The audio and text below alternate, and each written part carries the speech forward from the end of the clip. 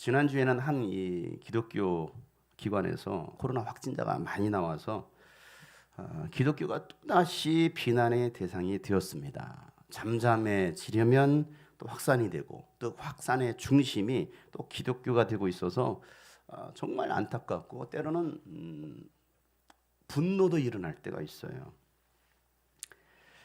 이제는요, 교회를 향하여서 침을 뱉고 또 달걀을 던지고 또 욕을 하기도 합니다.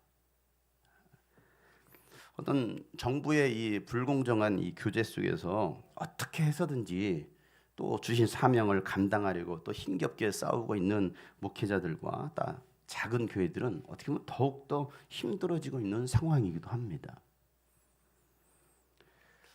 이런 일들은요, 예수님께서 말씀하셨던 예수 이름 때문에 핍박받는 일들이 아니에요. 마태복음 5장 11절부터 12절에 보면 예수님께서 이렇게 말씀하셨거든요. 너희가 나 때문에 모욕을 당하고 박해를 받고 터무니없는 말로 온갖 비난을 받으면 복이 있다. 너희는 기뻐하고 즐거워하여라. 하늘에서 받을 너희의 상이 크기 때문이다. 너희보다 먼저 온 예언자들도 이와 같이 박해를 받았다. 복음을 전하다가 모욕을 당하기도 하고 박해와 비난을 당하면 이것은 복이 있는 일이에요. 왜? 예수 그리스도의 이름 때문에 영혼을 구원하고 생명을 구원하는 일 때문에 당하는 박해이기 때문에 이것은 하늘의 상이 있다는 것이죠. 그러나 지금의 상황들은요, 복음을 전하다가 당한 일이 아니고 그 다음 절에 예수님께서 하신 말씀 때문에 어떻게 보면 당하고 있는 일이라고 우리가 볼 수 있어요. 13절에 이렇게 말씀하고 계시거든요. 다 같이 읽어보겠습니다. 시작.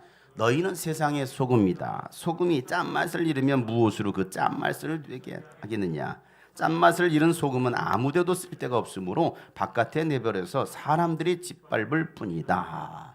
교회와 그리스도인들은 세상에 뭐라는 것이죠? 소금이라는 것입니다. 오늘날 교회가 맛을 잃어버린 거예요. 그래서 쓸데없는 소금처럼 바깥에 내던져져서 사람들에게 짓밟히고 있다는 사실이죠. 베드로도 이런 말을 했습니다. 베드로전서 2장 19절부터 20절 말씀에 보면 억울하게 고난을 당하더라도 하나님을 생각하면서 괴로움을 참으면 그것은 아름다운 일입니다. 예수 이름 때문에 복음 전하다가 내가 억울하게 고난을 당해요. 그런데 죄를 짓고 매를 맞으면서 참으면 그것이 무슨 자랑이 되겠습니까? 그러나 선을 행하다가 고난을 당하면서 참으면 그것은 하나님께서 보시기에 아름다운 일입니다 라고 말하고 있습니다. 죄를 짓고 매를 맞으면서 참는 거예요. 내가 인내해야지 복이 있을 거야. 아니요, 그건 아무런 자랑이 되지 않는다라는 거예요. 지금은요, 교회가 더욱더 정신을 차리고 시대를 알고 철저히 하나님 앞에서 엎드려 회개하고 또 전염병 확산을 막으면서 지혜롭게 복음 전파에 힘써야 되는데 오히려 복음의 문을 가로막고 있어요. 누가요? 교회들이. 누가요? 목회자들이. 여러분, 왜 이런 일들이 일어나고 있을까요? 그냥 세상 사람들이 교회 막 욕하고 비난한다고 해서 우리도 함께 욕할 게 안 돼요.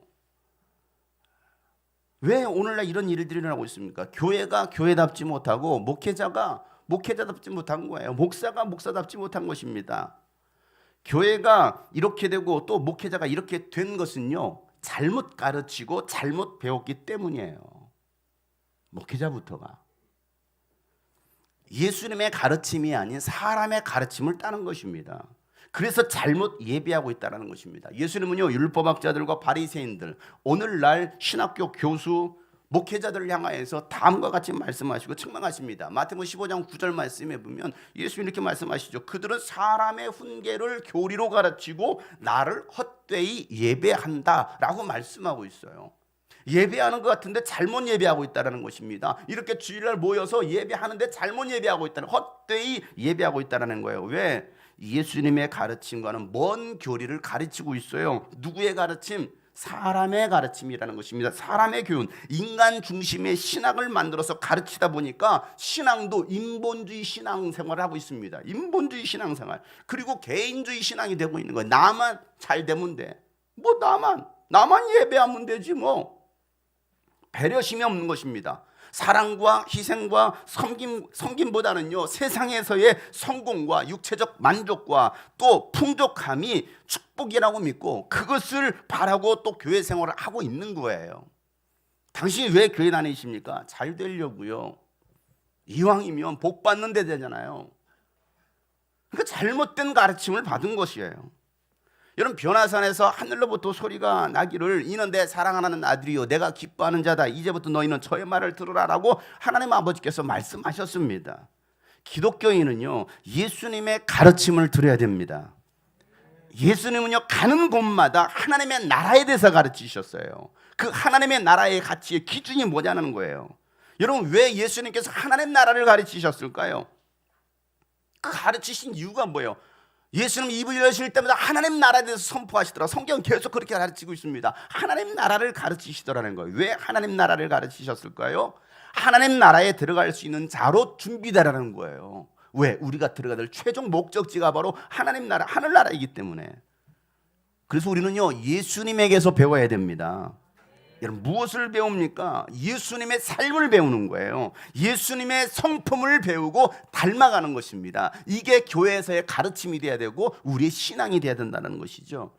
예수님께서 마태복음 11장 29절 말씀 이렇게 말씀하시죠. 나의 마음은 온유하고 겸손하니 나의 멍에를 메고 나한테 배워라. 그러면 너희의 마음에 쉼을 얻으리라 라고 말씀하십니다. 우리 이 말씀 많이 들었잖아요. 예수님의 마음. 예수님의 마음 무엇이냐? 빌립보서 2장에 보면 너희는 이 마음을 품으라 곧 그리스도 예수의 마음이니 라고 말씀했잖아요. 우리가 품어야 될 예수 그리스도의 마음, 온유와 겸손이라는 거예요. 그래, 내가 온유와 겸손의 마음을 가져야지, 이 마음을 배워야지 라고만 생각하는데 이 말씀을 자세히 보면은 아주 깊은 의미가 있다는 거예요.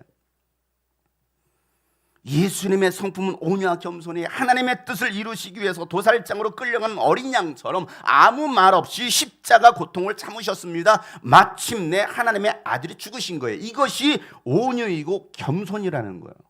온유하지 않고 겸손하지 않고서는요, 내가 왜 죽어? 내가 왜 십자가를 져야 돼? 내가 왜 억울하게 돌에 맞아야 돼? 내가 왜 침뱉음을 당해야 되고 내가 왜 욕을 얻어먹어야 돼? 라고 말할 수 있겠죠. 그러나 예수님의 온유와 겸손은요, 하나님이 인간이 되신 거예요. 그리고 이 멍에를 메고 배우라는 거예요. 내 멍에를 너희들이 메고 배우라는 것입니다. 멍에는요, 소나 말에게 씌우는 굴레예요. 굴레.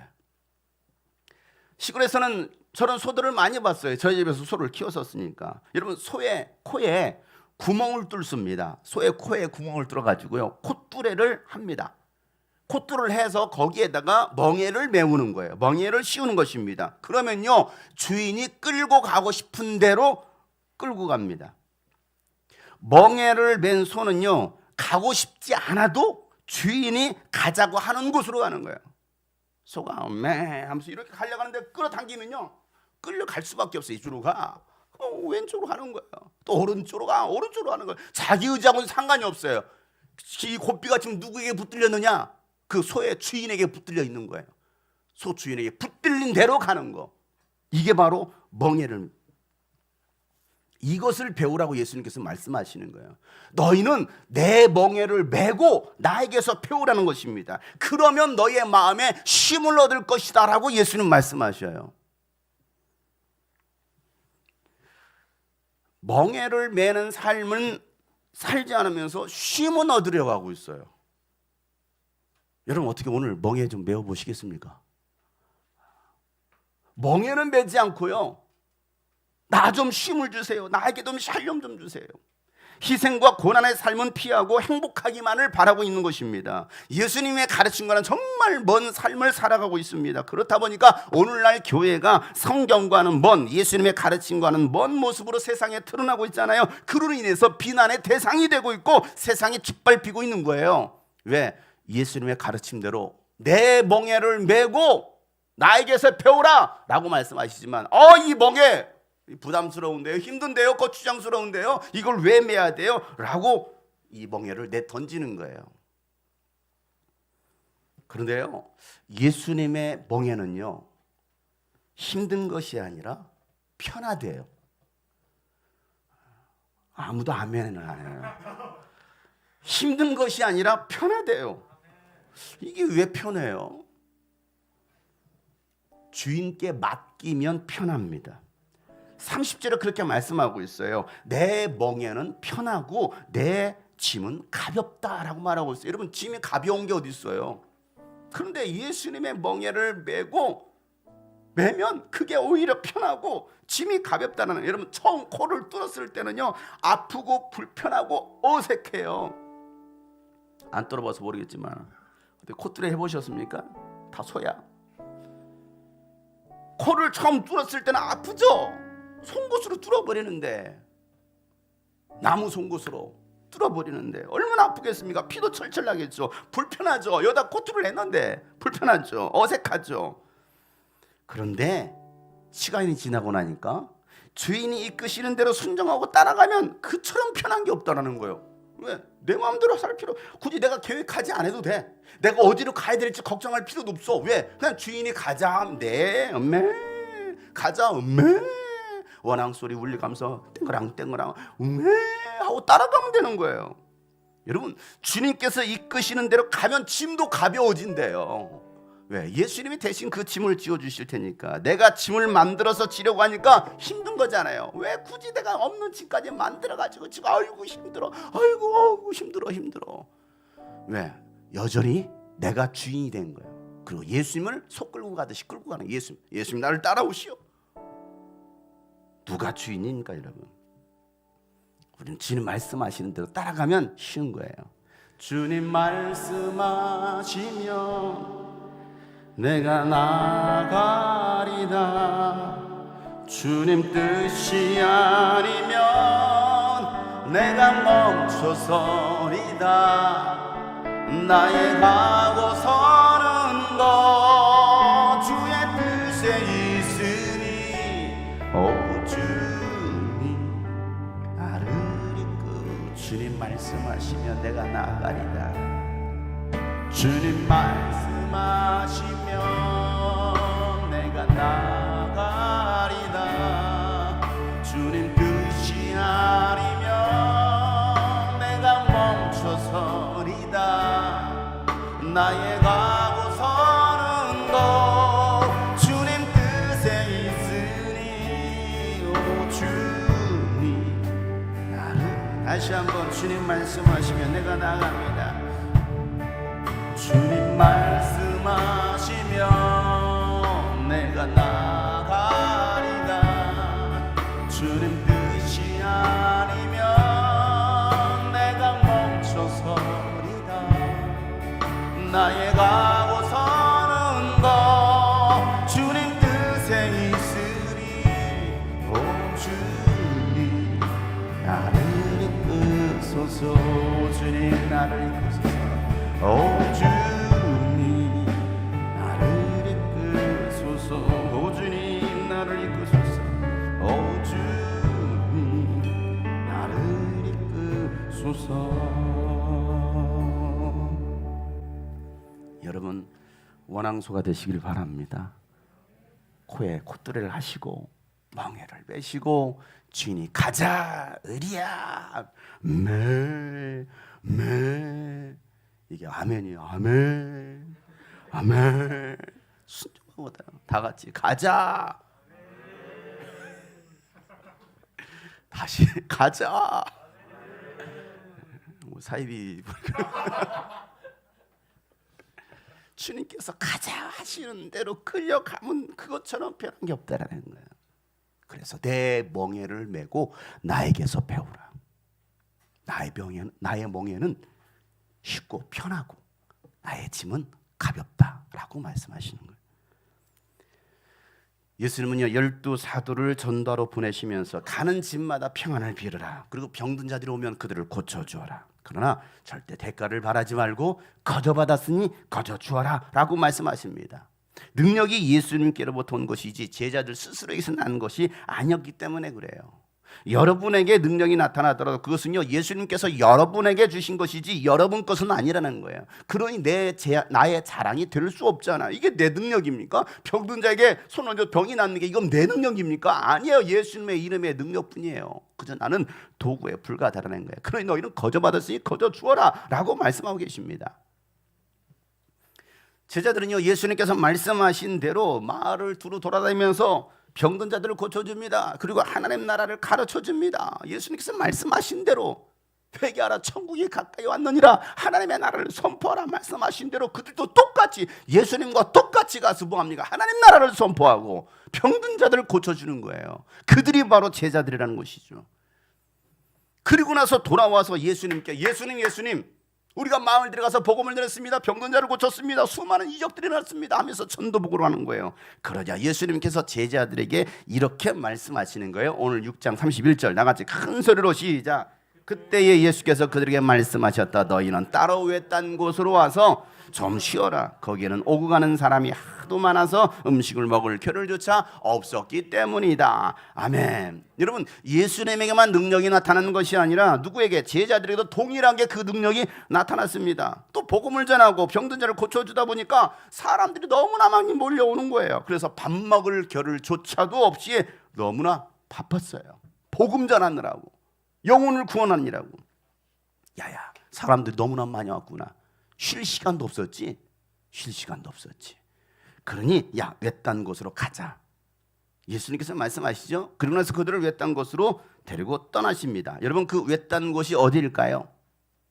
그 외딴 곳, 마태복음, 마가복음에서는요 그냥 이렇게 외딴 곳이라고만 기록하고 있어요. 근데 요한복음에서는요 이 똑같은 사건을 갈릴리 바다 건너편이라고 또 기록하고 있어요. 갈릴리 바다 건너편, 배를 타고 건너가는 거거든요. 요한복음 6장 1절 말씀에 그 뒤에 예수께서 갈릴리 바다 곧 디베랴 바다 건너편으로 가시니라고 말하고 있습니다. 그런데 누가복음은요, 누가는요 역사적 사실을 굉장히 중요하게 생각하고 연대와 사람과 또 그 역사 속에 등장했던 그 모든 배경들을 자세하게 기록하고 생생하게 성경을 기록하고 있습니다. 그래서 이 성경이 사실이라는 것을 말하기 위해서 그곳에는요 누가복음은요 지명까지 기록합니다. 자, 9장 10절인데요. 다 같이 한번 시작. 사도들이 돌아와서 자기들이 한 모든 일을 예수께 이야기하였다. 예수께서는 그들을 데리고 따로 벳세다라고 하는 고을로 물러가셨다. 아멘. 여러분, 벳세다 어디인지 궁금하시죠? 그래서 우리 구글어스로 여행을 한번 떠나보도록 하겠습니다. 가봅시다. 자, 우리 교회에서 이제 한 바퀴 돌아서 이스라엘까지 도착했습니다. 이곳이 바로 디베레입니다. 디베라 보이시죠? 디베라 도시입니다. 이만큼 도시가 형성되어 있어요.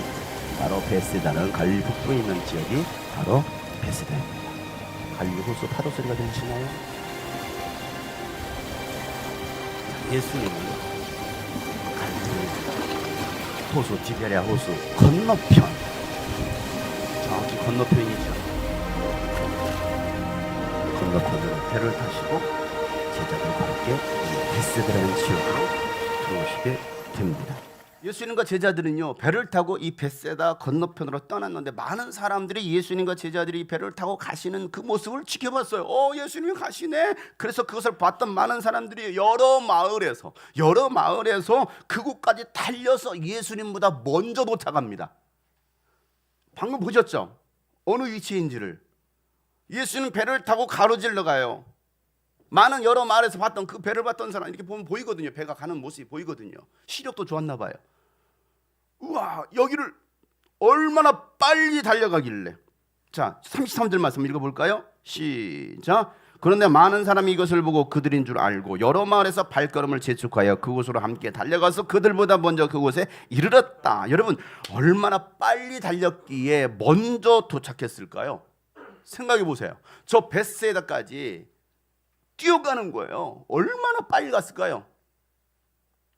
상상이 되십니까? 여러분, 누구를 만나려고 그렇게 여러분 달려갔습니까? 예수님을 만나기 위해서였어요. 여러분은 예수님을 만나고 싶어서 오늘 예배에 먼저 달려오셨습니까? 예수님 만나고 싶어서. 오늘날 교회가 이랬으면 좋겠고 우리 교회가 이랬으면 좋겠습니다. 예수님을 만나고 싶어서 예배하고 싶어서 먼저 달려와서 기다릴 만한 교회가 우리 교회가 되었으면 좋겠습니다.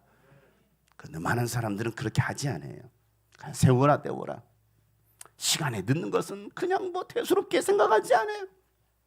그저 사모함이 없습니다. 이들은요 무서울 정도로 예수님을 사모했습니다. 너무나 무서워. 예수님이다 막 뛰어가는 거예요. 저는 이 말씀을 묵상하면서 어떤 장면이 떠올랐느냐면요, 요즘 나오고 있는 영화, 좀비 영화 굉장히 빨라요. 옛날 좀비는 이렇게 했거든. 요즘 얼마나 빠른지 정말 빨라. 좀비들 같아요. 모든 사람이 막 예수님을 주변에 막 몰려드는 그 모습들. 왜 그렇게 그들은 예수님을 따라다녔을까요? 그 먼 거리도 마다하지 않고 예수님을 따르는 사람들. 예수님은요, 그들을 보시고 어떤 마음이 드셨습니까? 자, 34절 이렇게 기록합니다. 우리 다 같이 한번 큰 소리를 읽어보겠습니다. 시작. 예수께서 배에서 내려서 큰 무리를 보시고 그들이 마치 목자 없는 양과 같으므로 그들을 불쌍히 여기셨다. 그래서 그들에게 여러 가지로 가르치기 시작하셨다. 어떤 마음이 드셨어요? 불쌍한 마음이 드셨어요. 그들은 마치 목자 없는 양떼와 같았다는 것입니다. 여러분, 그들을 지도할 지도자가 없었습니까? 왕도 있었잖아요. 대제사장, 율법학자들 많이 있었잖아요. 그런데도 예수님은 이스라엘 백성들을 보니까 마치 목자 없는, 아니 목자를 잃어버린 양떼들과 같다는 것입니다. 하나님을 떠나 우상을 숭배하고 하나님 뜻보다는 자신의 야망을 위해 살았던 그 아방을 향하여서 하나님은요, 미가의 예언자를 통해서 이렇게 말씀하셨죠. 열왕기상 22장 17절 말씀에 미가야가 대답하였다. 내가 보니 온 이스라엘이 이 산 저 산에 흩어져 있습니다. 마치 목자 없는 양떼와 같습니다. 나 주가 말한다. 이들에게는 인도자가 없다. 제각기 집으로 평안히 들어가게 하여라 라고 하나님께서 말씀하셔요. 양떼들이 이 산과 저 산에 흩어져 있다는 것입니다. 누가 없으니까? 목자가 없으니까. 아니, 왕도 있는데, 제사장도 있는데, 예언자들도 있는데 다 가짜라는 거예요. 수많은 예언자들이 있었지만, 수많은 목사들이 있었지만 가짜들이라는 거예요. 백성을 지도해야 될 왕이 있었지만 가짜라는 거예요. 하나님을 섬기지 않는 거죠. 그렇게 이 산과 저 산에 흩어져 있다는 것입니다. 흩어진 양들은 이리의 먹잇감이 되는 것은 시간 문제입니다. 여러분, 양떼가 문제가 아니고 누가 문제예요? 목자가 문제인 거예요. 지도자가 문제예요. 성경을 곳곳을 보세요. 양들의 문제가 아니라 그들을 이끌고 있는 지도자들의 문제라는 것입니다. 요한복음 10장에 보면 예수님께서 양과 목자에 관한 비유로 말씀하시기를 11절부터 13절 말씀에 나는 선한 목자이다. 선한 목자는 양들을 위하여 자기 목숨을 버린다. 삭구는 목자가 아니요, 양들도 자기의 것이 아니므로 이리가 오는 것을 보면 양들을 버리고 달아난다. 그러면 이리가 양들을 물어가고 양떼를 흩어버린다. 그는 삭군이어서 양들을 생각하지 않기 때문이다 라고 예수님 말씀하십니다. 삭군, 나는 선한 목자인데 저들은 삭군이라는 거예요. 여러분, 삭군이 뭡니까? 삭슬 받고 돈 벌기 위해서 하는 사람이에요. 돈 벌기 위해서 고용된 사람이에요. 목사이긴 목사인데 돈 벌기 위해서 고용되어 있어요. 돈 많이 주는 곳으로 가는 것이죠. 더 좋은 조건으로 가는 거예요. 대형 교회에서 올해 10만 명 모이는 교회 담임 목사로 올해 얼마나 좋습니까? 제가 이거 다 버리고 가죠. 그러면 수십만 명, 차도 벤츠를 준다는데 집도 55평짜리를 준다고 말하고, 뭐 판공비 7천만 원, 사례비 5천만 원, 얼마나 좋습니까, 여러분? 가죠. 왜? 돈 벌기 위해서는.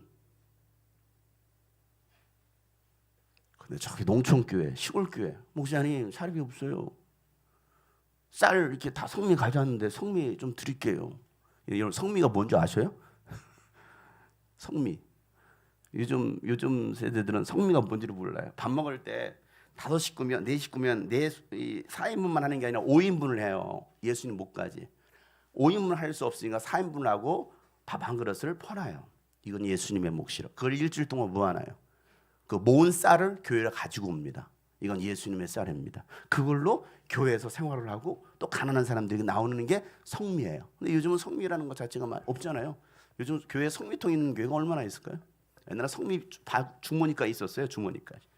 이걸 기억하시는 분들은 굉장히 올드하신 분들이에요.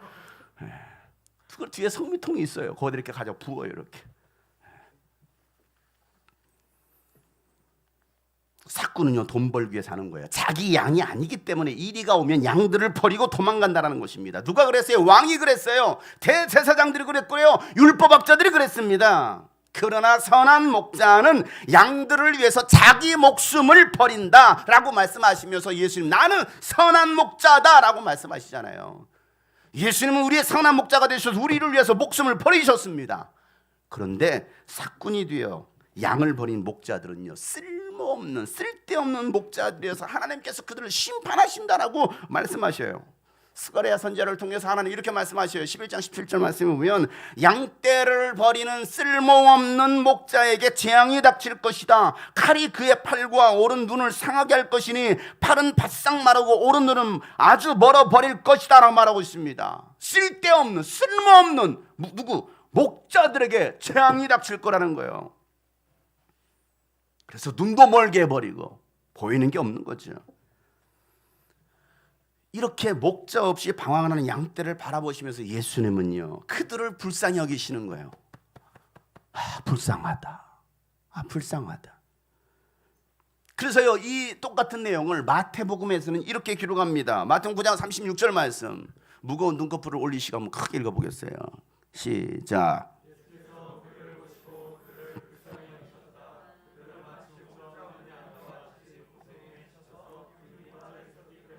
예수님께서 그 무리들을 보시고 나서 그들을 불쌍히 여기시는데 그들은 마치 뭐 없는, 목자 없는 양과 같아서 고생에 지쳐서 기운이 빠져 있었다라는 것입니다. 여러분, 삶에 힘들어서 기운이 빠진 것이 아니라, 돈이 없어서 요즘 재정적으로 어려움을 당해서 삶의 기운이 빠진 것이 아니라 영적 체험이 없어서 기운이 빠져 있는 거예요.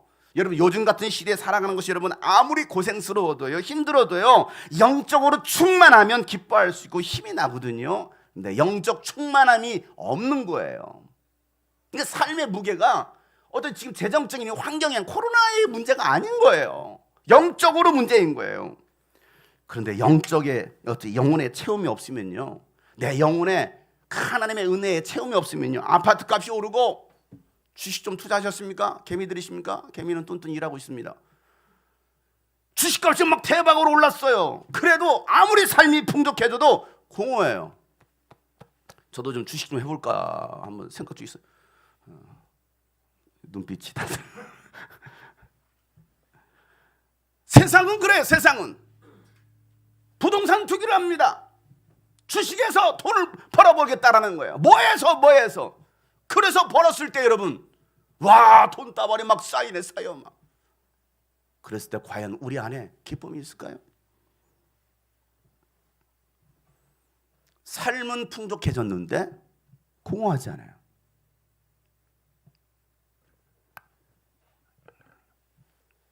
삶은 풍족해졌어요.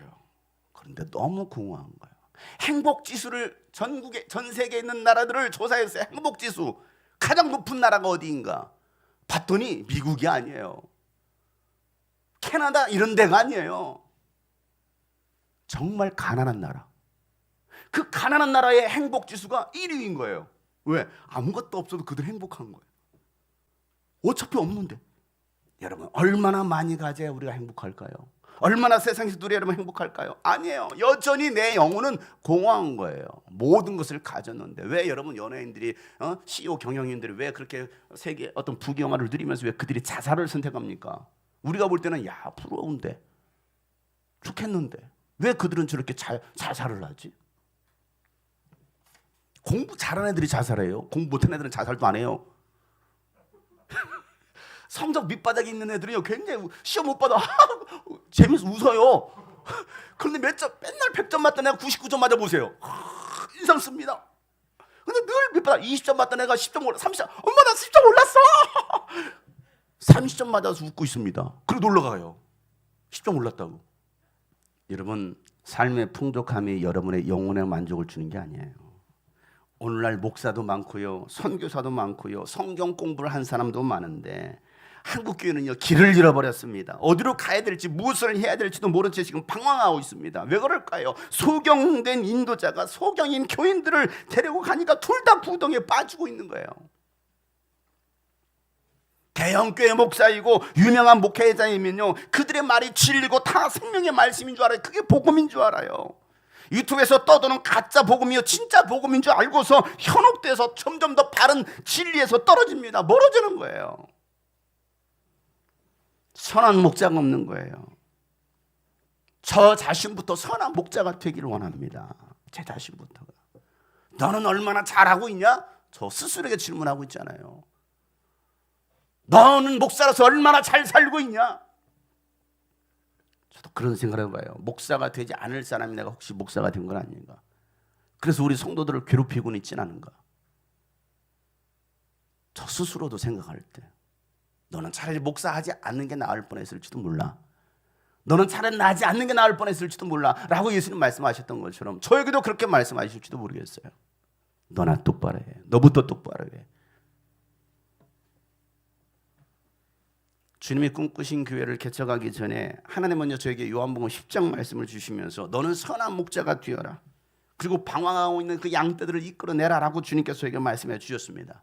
요한복음 10장 16절 말씀인데요. 나에게는 이 우리에 속하지 않은 다른 양들이 있다. 나는 그 양들도 이끌어봐야 된다. 그들도 내 목소리를 들을 것이고 한 목자 안에서 한 무리 양떼가 될 것이다 라는 이 말씀을 주셨어요.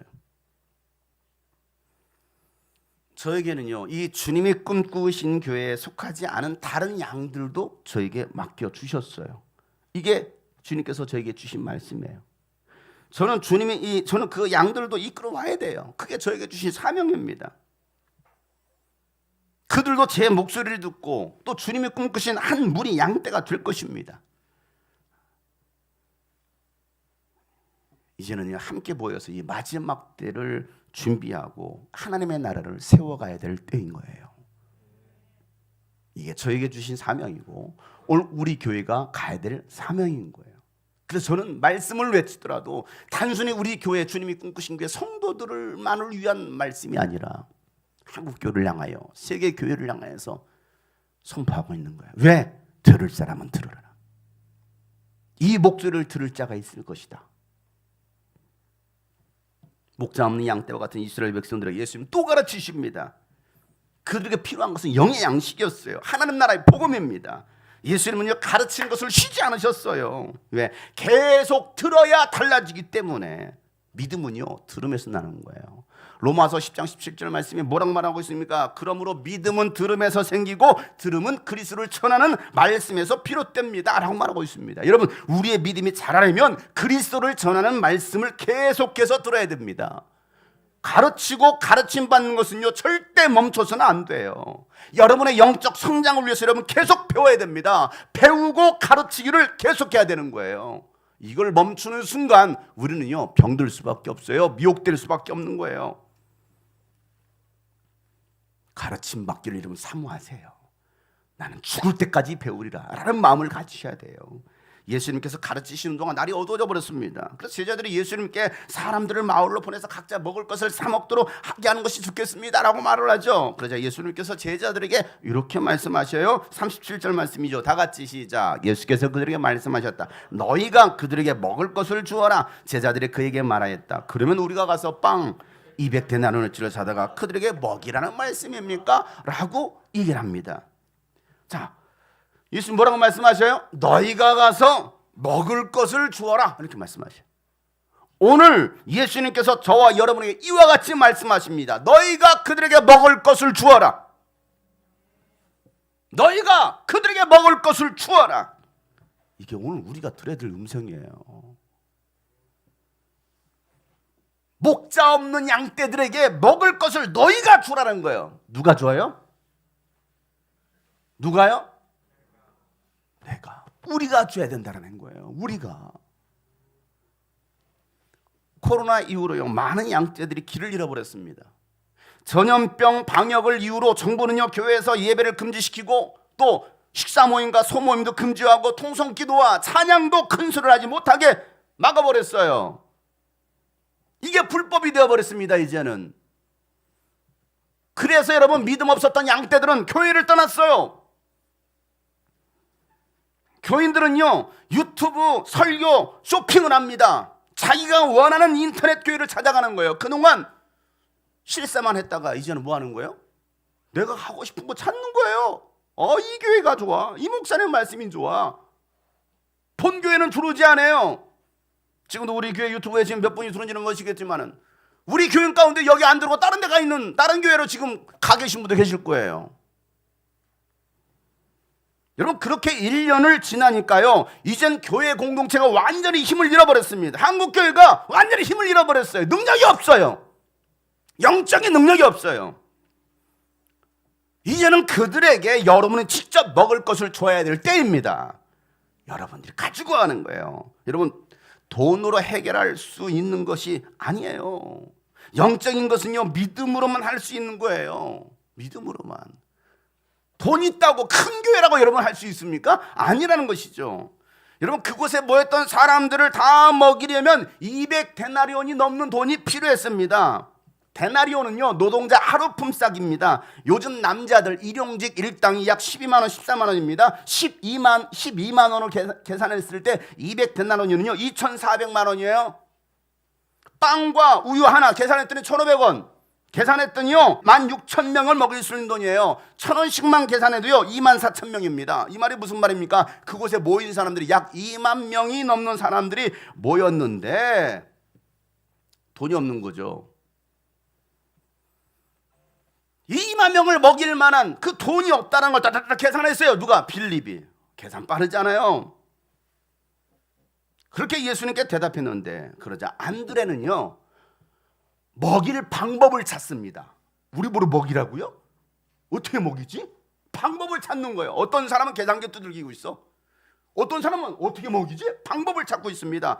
6장 38절에 예수께서 그들에게 말씀하니 너희에게 빵이 얼마나 있느냐? 가서 알아보아라. 그들이 알아보고 말하였다. 빵 5개와 물고기 2마리가 있습니다. 여러분, 안드레는요 빵 5개와 물고기 2마리가 들어있는 어린아이의 도시락을 예수님께 내어놓습니다. 빌립은요 계산만 했지 내어놓은 것은 아무것도 없어요. 200데나리온이 있어도 안 돼요 라고 말하는 것이죠. 교회에서의 어떤 중대한 일을 진행을 할 때요 의견을 물어보면 어떤 사람들은 안 되는 이유가 101가지를 말합니다.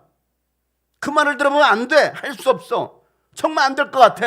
왜? 이 사람은 계산만 하는 거예요. 전혀 믿음으로 생각하지 않습니다. 믿음의 눈으로 보지 않습니다. 그런데요 어떤 사람은요 될 수 있는 한 가지 이유를 찾아냅니다. 될 수 있는 한 가지 이유. 교회 재정이 어렵다고 하면 어떤 사람은요 이게 문제고 저게 문제고 이것 줄여고 저것 줄여 막 문제만을 말합니다. 그런데 어떤 사람은요 적은 헌금이지만 도시락을 내놓고요 기도합니다. 하나님 축복해 주세요. 여러분은 계산 잘하는 똑똑한 사람입니까? 아니면 어차피 계산 안 되는 거 그냥 작은 도시락 하나를 예수님께 내놓고 예수님께서 역사해 주시기를 기도하는 사람입니까? 이래서 안 되고 저래서 안 되고 내 능력으로 안 될 때 원망과 불평을 하면서 가만히 주저앉아서 있는 사람이 아니라 3년 6개월 가뭄 동안에도 지중해 연에서 작은 구름을 봤던 엘리야처럼 한 가닥 작은 희망이라도 방법을 찾아서 예수님께 내어놓는 사람이 되시길 바랍니다. 그럴 때 예수님이요 여러분의 믿음대로 축사하시는 거예요. 예수님은요 어린 나이 도시락을 들어서 축사하시고요 그 다음에 야 그들이 원하는 만큼 나누어 주어라 라고 또 제자들에게 말씀하십니다. 41절 말씀 다 같이 한번 시작. 예수께서 빵 5개와 물고기 2마리를 들어서 하늘을 쳐다보고 축복하신 다음에 빵을 떼어서 제자들에게 주시고 사람들에게 나누어 주게 하셨다. 그리고 그 물고기 2마리도 모든 사람에게 나누어 주어라 주셨다. 아멘. 먹을 것을 너희가 주어라 라고 말씀하셨던 예수님께서 이제는 제자들에게 야 직접 사람들에게 나누어 주어라 라고 말씀하십니다. 계속해서 누구에게? 너희들이. 누가? 너희들이 나눠줘. 예수님 기대했으니까 예수님 나눠줄 수 있잖아요. 아니 너희들이 해. 너희들이. 누가 기적을 경험하는 거예요? 제자들이 경험하는 거예요. 먹은 사람이요? 아니 제자들이. 와 이런 놀라운 일이 일어나네. 그런 기적을 체험할 수 있는 주인공 여러분 되시길 바랍니다. 제자들은 예수님 말씀대로 순종하면서 사람에게 나눠줍니다. 그러자 기적이 일어난 거예요. 남자 어른만 5,000명이 배불리 먹고서도 12광주리를 남겼어요. 작은 도시락에 기적이 일어난 것이에요. 제자들의 순종 때문에. 순종. 이게 뭐라고? 아무것도 아닌 것 같은데. 순종한다고 무슨 기적이 일어나겠어? 이거 내가 나눠준다고 뭐가 되겠어? 안 되죠 그러면. 아까 여러분 그런 찬양 있나요? 나는 연약합니다. 뭐 이런 찬양 있나요? 비슷한 거 했던 것 같은데. 네? 그래 아무것도 아니야. 나는 아무것도 아닙니다. 그래 아무것도 아니야. 우리가 뭐라고 아무것도 아닌데. 하나님은 하실 수가 있는 거예요. 내가 뭔가 할 수 있다라고 하면 할 수 없지만 나는 할 수 없어요 주님. 그러나 내가 내어드릴 수 있는 거 이거 어린아이 도시락 하나 찾아왔는데요. 이걸로 한번 어떻게 좀 축복해 주세요 하면 하나님께서는 여러분의 그 기도, 여러분의 그 작은 도시락 준비했잖아. 어린아이가 내어놓은 거지만 그 제자가 예수님께 준비해서 드려요. 왜? 찾으러 다니는 거예요. 오늘 우리가 해야 될 자세가 바로 이 신앙인 거예요. 가만히 앉아서 계산만 두들깁니까? 아이고 코로나가 오늘 얼마나 되겠어? 뭐 10월달 9월달에나 뭐 이거 백신 접종한다는데 그때나 뭐 좀 잠잠해지려나? 어느 세월에 기다립니까? 백신 맞으면 여러분 백신 맞았다. 이제부터 하나님이 일하셔야지 그랬습니까? 아니요. 코로나 상황 속에서 하나님이 여전히 일하셨습니다. 우리가 일하지 않았을 뿐이지, 믿음 없는 사람들이 행동하지 않았을 뿐이지, 하나님은요 믿음 있는 사람을 통하여 일하고 계시더라는 거예요. 작년 한 해도 그랬고 올 한 해도 그럴 것입니다. 빌립처럼 계산만 하고 있느냐, 아니면 안드레처럼 예수님 여기 하나 가지고 왔습니다, 이걸로 역사해 주세요, 그렇게 기도하기를 원하는 사람이냐. 하나님 움직이는 사람을 통해서 일하시는 걸 믿으시길 바랍니다. 사랑하는 성도 여러분, 오늘 말씀을 통해서 12광주를 남기는 축복을 바라지 마시고요, 이 말씀에 여러분 12광주 오병의 기적이 났습니다, 이 기적을 올 한해 경험하세요, 이게 아니라 여러분이 직접 먹을 것을 주는 믿음의 사람이 되시길 바랍니다. 목자 없는 양떼와 같은 한국교회 세계 열방을 바라보면서 생명의 양식을 나눠줄 수 있는 내가 될 수 있기를 사모하시길 바랍니다. 그 일에 나를 써주세요. 그 일에 나를 써주세요. 오늘도 지금 우리에게 말씀하시는 거예요. 너희가 먹을 것을 주어라 라고 말씀하시는 거예요. 너희가 먹을 것을 주어라. 마태복음 28장 19절 20절 말씀에 너희는 가서 모든 족속으로 제자를 삼아 아버지와 아들과 성령의 이름으로 침례를 주고 내가 너에게 명령한 모든 것을 그들이 가르쳐 지키게 하라. 볼지어다 내가 세상 끝날 때까지 내가 너희와 항상 함께 있으리라 라고 말씀하고 계십니다. 우리가 할 수 있는 것은 어찌 보면 연약해요. 그래도 방법을 찾아봐야 되잖아요. 내가 할 수 있는 게 뭐가 있지? 내가 뭘 드려보지? 찾아야 되잖아요. 그냥 앉아서 안 돼요. 아유 코로나 지금도 이렇게 무서운데 안 돼요. 맨날 안 돼요. 아유 선교 못해요. 전도 못해요. 아유 안 돼. 교회 침뱉잖아. 이제 계란도 막 투쳐가잖아. 이제 안 돼요. 그게 믿음이 돼버리는 거예요. 안 되겠죠 그러면은. 그러나 이런 상황 속에서도 불가능을 가능케 하시는 하나님을 바라본다면 하나님은 그 한 사람을 통하여서 일하실 줄을 믿습니다. 너희가 가서 먹을 것을 주어라 라고 오늘 말씀하셔요. 그 하나님의 사람, 하나님의 자신은 그 한 사람, 우리 모든 성도들 되기를 축복합니다. 소망이 사라진 시대, 소망이 사라진 시대, 복음이 사라진 교회, 이 땅 바라보시며 눈물을 흘리시는 예수 하나님 아들, 무너진 교회 일으키 잃은 양 찾아 구원하. 오 예수님 마음, 예수님의 눈물 가진 한 사람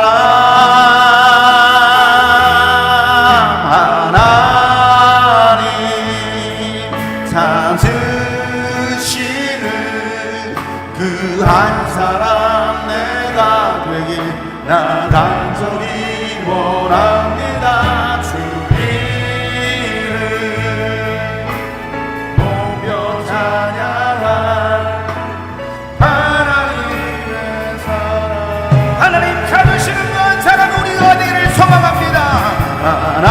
하나님 찾으시는 그 한 사람 내가 되길 나 간절히 원합니다.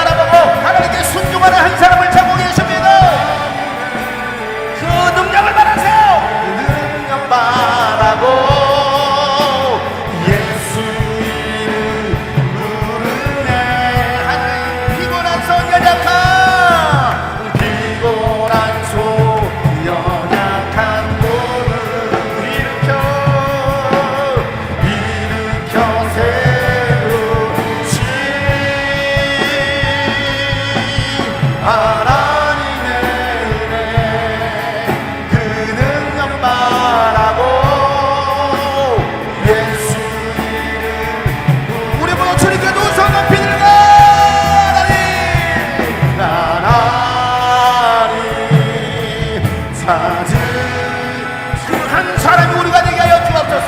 그 한 교회가 우리 교회가 되게 하여 주옵소서. 하나님 우리를 통하여 일하여 주옵소서. 우리를 써주시옵소서. 목자를 잃어버린 양떼들을 향하여 가세요. 양떼를 향하여 가세요. 잃어버린 영을 찾아 구원합시다. 주님 우리를 싸달라고 간절하게 부르짖어 기도합시다. 아버지여,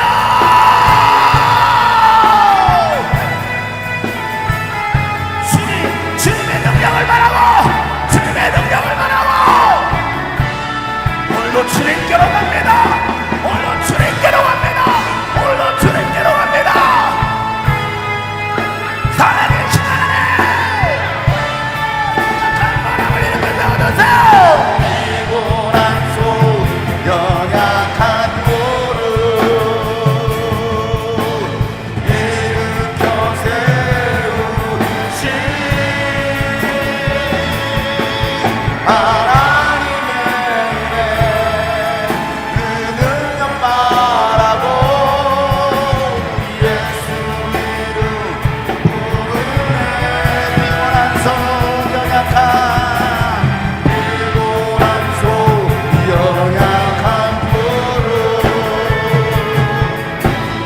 일으켜 세우신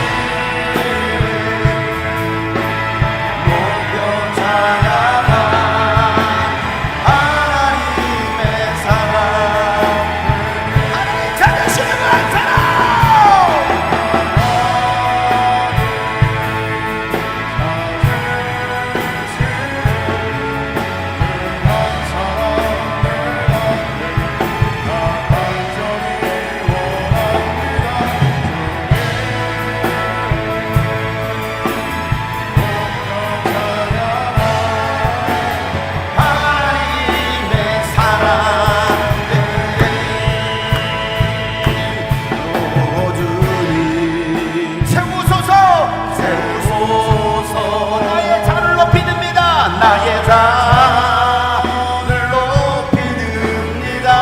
하나님 양식을 채워주세요. 하나님 양식 내게 채워주소. 넘치도록 채워주소.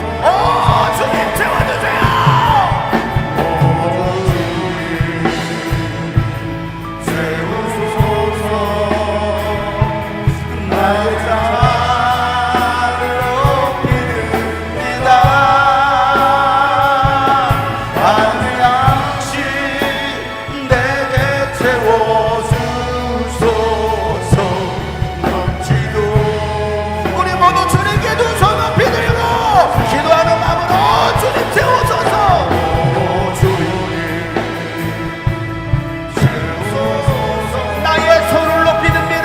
나의 손을 높이 듭니다. 하나님 양식 내게 채워주소서. 넘치도록 하늘 양식 내게 채워주시옵소서. 하늘 양식 내게 채워주소서. 넘치도록 채워주소서.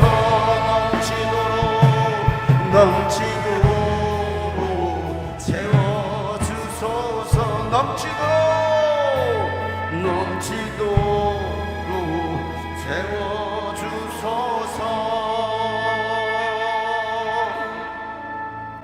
하나님 우리에게 필요한 것은 영의 양식입니다. 생명의 양식입니다. 우리가 이 양식을 받아 먹고 하나님 양식을 없는 굶어 죽어 없는 잃어버린 양떼들에게 나눠줄 수 있는 우리 모든 성도들 되게 하여 주시옵소서. 오병이어의 기적만을 바라는 사람들이 아니라, 헛된 야망을 바라는 것이 아니라, 하나님 나부터 순종할 수 있는 믿음 있게 하여 주시옵소서. 그래서 그들에게 나눠줄 수 있는, 먹일 수 있는 하나님 선한 목자들 되게 하여 주시옵소서. 하나님 오늘도 우리의 마음을 드립니다. 우리의 열정을 드립니다. 귀한 예물을 드립니다. 11조로 주일 예물, 감상금, 선경, 이 모양 저 모양에 드려준 모든 예물을 받으시고, 이 예물을 통하여 주님의 나라가 세워지도록 주님 축복하여 주시옵소서. 이제는 우리 구주 예수 그리스도의 은혜와 하나님 아버지의 놀랍고도 지극하신 사랑과 성령님의 감화, 감동, 교통, 충만하심이 오늘 말씀처럼 먹을 것을 나눠줄 수 있는 자가 되기를 소망하는 모든 사람들 머리 위에 이제로부터 영원토록 함께 하시기를 간절히 축복하며 기도하옵나이다. 아멘.